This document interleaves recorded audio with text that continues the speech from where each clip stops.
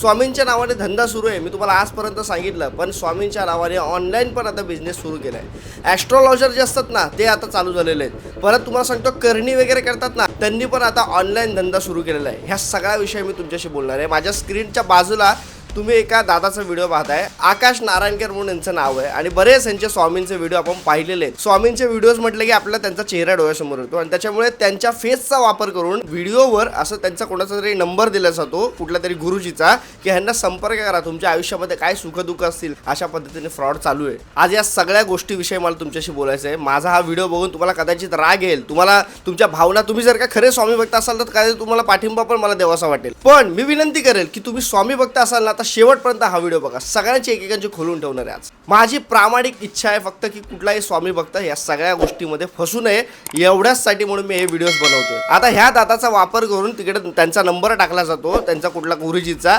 आणि मग त्या गुरुजीला फोन लावल्याच्यानंतर ते गुरुजी सांगतात की तुमच्यामध्ये हा दोष आहे, तुमच्याकडे ती पूजा करावी लागेल, तुम्हाला हे करावं लागेल, ते करावं लागेल. जे ॲस्ट्रॉलॉजर असतात ना ते अशा प्रकारे पद्धतीने ना पैसे कमवायच्या मार्गाने ह्या सगळ्या गोष्टी करतायत. आपल्या प्रत्येकाच्या आयुष्यामध्ये संसारामध्ये माणूस म्हटले की सुख दुःख असतं, दुःख तर असतंच. म्हणून आपण काय विचार करतो, चला आपण एक फोन करून बघूयात आणि मग फोन केल्याच्या नंतर आपल्याला काहीतरी दोष सांगितला जातो. आपणही काहीतरी आपला बरळत बसतो आणि मग आपल्या अंगावर ते सगळं घेऊन बसतो. मग आपल्याला काहीतरी ही पूजा करा, ती पूजा करा म्हणून सांगितलं जातं आणि स्वामींचं नाव जिथे आहे ना मग तिकडे आपल्या आजचा आपली विश्वास, आपल्या सगळ्या गोष्टी ज्या आहेत ना ते बांधलेले आहेत. म्हणून हे स्वामींच्या नावाने सगळ्या गोष्टी आता करायला लागलेले आहेत. पण मला त्यांना हे सांगायचं या सगळ्या लोकांना की बाबा रे, स्वामी जर का असते ना तर आज तुम्हाला ना बोलल्या सोलटवलं असं तुम्हाला बोलल्या असं, मूर्खांनो हे काय लावलंय माझ्या नावाखाली. आता हा दादाला म्हणजे आकाश नारायणकर जे आहेत ना त्यांना जेव्हा कळलं की ही गोष्ट होतीये की माझ्या व्हिडिओ खाली असा फ्रॉड होतोय, कारण लोकांना असं वाटेल की ह्याचाच व्हिडिओ येतो, म्हणून त्यांनी काय व्हिडिओ टाकलाय तो बघा तुम्ही. ते काही लोक माझी व्हिडिओ टाकून माझ्या व्हिडिओच्या खाली असं लिहून देतात की कुंडली शास्त्र आणि पंडित आहोत आम्ही आणि तुमचं आम्ही भविष्य सांगतो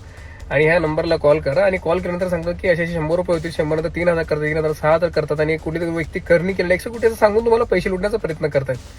अशा लोकांचे बळी पडू नका. दुसरी महत्वाची गोष्ट, जे कोणी हे करतायत ना त्याच्यावर पोलीस कारवाई ऑलरेडी मी केलेलीच आहे आणि करतही आहे. आणि दुसरी गोष्ट, तुम्ही ज्या ज्या लोकांना फसवून गोरगरिबांना अडचणीत बघून तुम्ही ज्या लोकांना फसवताय ना आणि त्याच्याकडनं काही पैसे घेतात ना, मी वचन देतो स्वामी समर्थांची शपथ खाऊन की तुमच्या शरीरातून शरीर फाडून ते पैसे डबल हिस्सूने स्वामी समर्थ करून घेतील. त्यामुळे कुठल्याही स्वामी भक्त तळतळ घेऊ नका. शेवटची मी तुम्हाला संधी देतोय, सुधरा, अन्यथा पोलीस कारवाई केल्यानंतर मी कुठलीही केस माघारी घेणार नाही. एक स्वामी भक्त असल्या कारणाने खूप प्रेमाने सांगतोय, अन्यथा मला दुसऱ्या मार्गी पण जाता येतं. कोणालाही 1 रुपया देऊ नका, अन्यथा परत मी त्याला जबाबदार राहणार नाही. श्री स्वामी समर्थ, जय स्वामी समर्थ. ह्या आकाश दादांनी सांगितलं की बाबा रे ह्या अशा गोष्टीपासून लांब राहा. ह्यांनी पोलीस कंप्लेंट केली, पण अशा बऱ्याच आयडी आहेत इंस्टाग्रामवर आहे, फेसबुकवर आहे, सोशल मीडियावर आहे. किती जणांवर कारवाई करणार आणि तो पण दादा कितींदा व्हिडिओ बनवून सांगणार. मला पण वाटलं की पुढे यावं, हे लोकांना जागृत करावं, म्हणून मी हा आजचा व्हिडिओ बनवतोय. बाबा रे हा माझा व्हिडिओ आहे ना हा त्या प्रत्येक स्वामी भक्तांपर्यंत पोहोचवा की जे फसले नाही पाहिजे या सगळ्या गोष्टींमध्ये. मी तुम्हाला एक गोष्ट सांगतो, ती आहे ना ठळकपणे लक्षात ठेवा.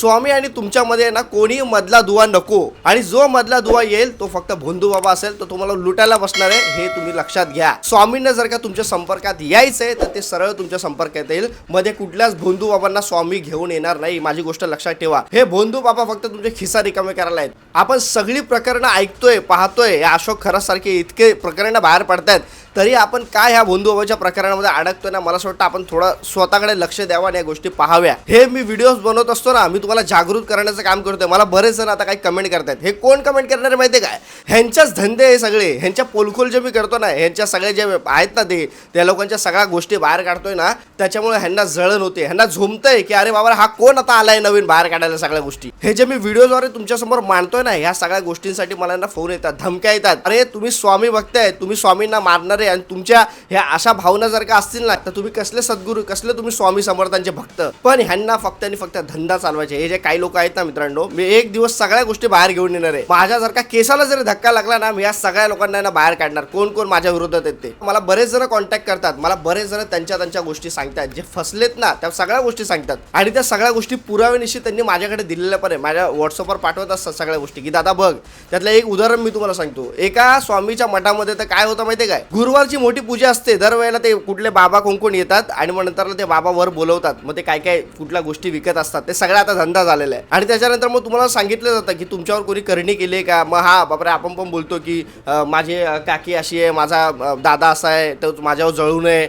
मग तो सांगणार, तुमची नस पकडणार, लगेच बोलणार हा त्याने तुझ्यावर करणी केली आहे.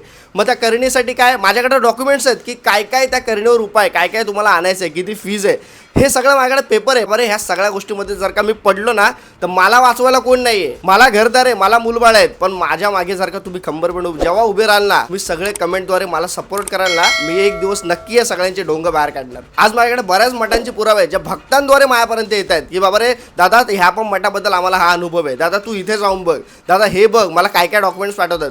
हे मी तुमच्यासोबत आणायचं जरी म्हटलं ना तरी माझ्या मागे कोण नाहीये खंबीरपणे उभं राहिला. त्यामुळे मला या सगळ्या गोष्टी बाहेर काढता येत नाहीत. कारण कसं आहे, बाकी राजकारण इतर सगळ्या गोष्टी मी आजपर्यंत बोलत आलो, त्याच्यावर आपण बोललो तरी काय होणार नाही. पण या धार्मिक गोष्टींमध्ये ना तुम्हाला अडकवलं जातं. या धार्मिक गोष्टींचे आपल्याकडे पुरावे जरी असले ना तरी यांची सेटलमेंट वरपर्यंत असते. हे यांच्याकडे अंडर पोलीस स्टेशन असतं, यांच्या अंडर सगळ्या गोष्टी असतात. आपल्या बाजूने स्ट्रॉंग सगळे पुरावे असले ना तरी पण हे लोकांना आपल्याला फसवण्याच्या मागे असतात. त्याच्यामुळे मी या सगळ्या गोष्टी पडत नाही. पण माझी सामान्य लोकांना विनंती आहे, मी कुठल्याच एका मठाचं आजपर्यंत कधी नाव घेतलेलं नाही, पण माझी विनंती ज्या काही आता बरेच मठ असे आहेत मुंबईमध्ये, जसं सांगितलं दादरचं मठ आहे, चेंबूरचं मठ आहे, बाकी जे मठ आहेत त्यांच्या मठामध्ये जे जुने मठ आहेत, आमच्या इकडे लोखंडवाला एक मठ आहे, ह्या मठात मी स्वतः जातो. तिकडे तुमच्या मनाची शांती होण्यासाठी आपण जात असतो, स्वामीशी थेट संवाद करण्यासाठी जात असतो.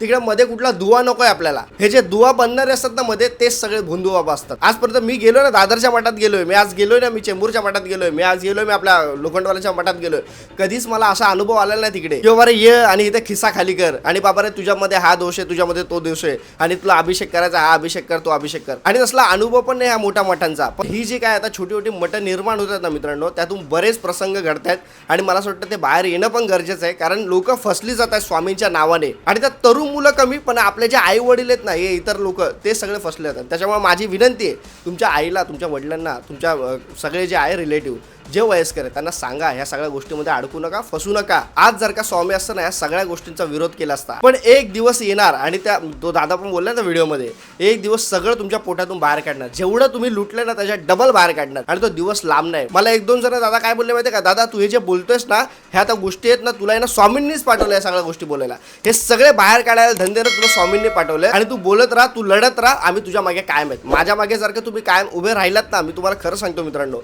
ह्या सगळ्या गोष्टींचा आहे ना, सगळ्या जे आहेत ना मला पाठवा, मी सगळ्या गोष्टी बाहेर काढेल.